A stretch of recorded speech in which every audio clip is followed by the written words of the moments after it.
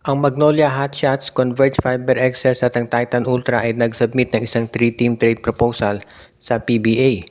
Ayon dun sa mga lumalabas na impormasyon, Magnolia daw ang babagsakan nitong si Joshua Monson. Mapupunta naman sa Titan Ultra itong si Alex Stockton. At ang Converge Fiber Xers, makukuha yung first round draft pick ng Magnolia Hotshots, si Chris Kuhn. So para maliwanag, si Chris Kuhn at first round draft pick ng Magnolia sa Converge, si Stockton naman sa Titan Ultra at si Joshua Monson sa Magnolia Hotshots. Itong si Joshua Monson, kaya yan gustong kunin itong si Coach L.A. Tenorio dahil nakita niya na kahit nasabihin pa natin na medyo questionable yung offensive skills dito, no? Yung medyo volume shooter, tira ng tira, maaasahan talaga to sa depensa. At sa Magnolia, magbabago role niya. Magiging isa siyang defensive player. Para magiging, kung ano si Stephen Holt sa Hinebra, yun ang magiging role ni Monson dito sa Magnolia. Itong magiging defensive stopper nila. Kaya sa tingin ko, yan ang magandang plano ni L.A. Tenorio para dito sa Magnolia. Marami na kasing mga scorer dito sa Magnolia, kaya hindi na nila kinakailangan si Monson umiscore ng 15-20 bawat game. At yan ang pwedeng mangyari ngayon dito sa Hotshots kapag nabigyan talaga nila ng tsansa itong si Joshua Monson na maglaro ng depensa. At nakikita natin ang magiging maganda kalalabasan nito para dito sa overall na pag-substitute ng patterns ng Magnolia. At syempre, mababawasan na yung minuto na nilalaro ng kanilang mga starters. Magiging fresh sila o hindi pagod pagdating ng fourth quarter.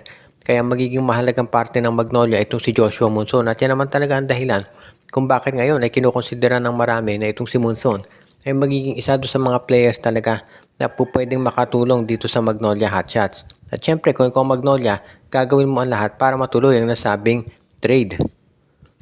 Ang Rain or Shine Elasto Painters daw ay nakikipag-usap ngayon dito sa Blackwater Bossing at isa sila doon sa mga nag-i-inquire tungkol doon kay Christian David at tinitignan din daw nitong Rain or Shine kung available for trade si Abu Tratter.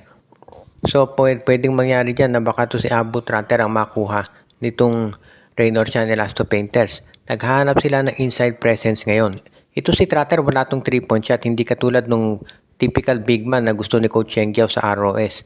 Pero ito'y kilalang defensive player at yan talaga ang hinahanap ngayon nitong si Coach Cheng Giao, lalo na at hindi pa 100% si Luis Villegas at si Keith Datu.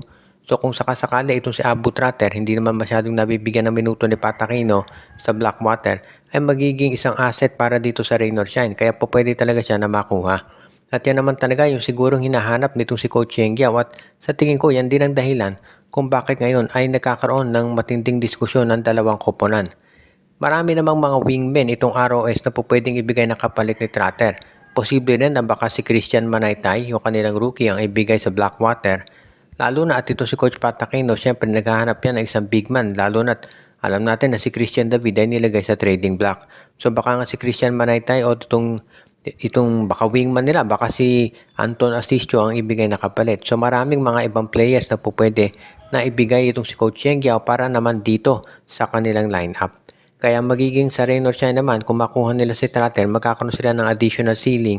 At kapag nakarecover na sa injury si Keith Datu at si Luis Villegas, plus itong si Felix Lemeti, magiging mas maganda na ang itatakbo ng lineup nitong Blackwater Bossing, lalo na alam naman natin na magiging malakas sila at itong Rain or Shine ganun din.